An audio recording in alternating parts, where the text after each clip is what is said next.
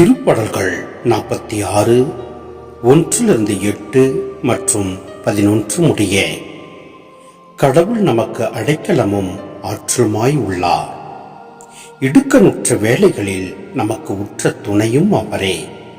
ஆகையால் நில உலகம் நிலை குலைந்தாலும், மலைகள் ஆழ்கடலில் அதிர்ந்து நடுங்கினாலும், கடலின் அலைகள் கொந்தளித்து பொங்கினாலும், அவற்றின் பெருங்கால் குன்றுகள் அதிர்ந்து நடுங்கினாலும் எங்களுக்கு அச்சம் என்பதே இல்லை.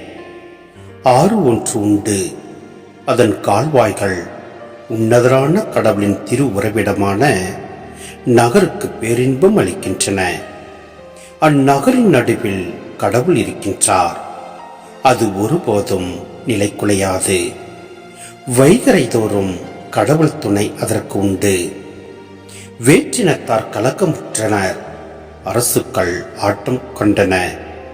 கடவுளின் குரல் முழங்கிற்று, பூ உலகம் கரைந்தது. படைகளின் ஆண்டவர் நம்மோடு இருக்கின்றார். யாக்கோப்பின் கடவுளே நமக்கு அரண்.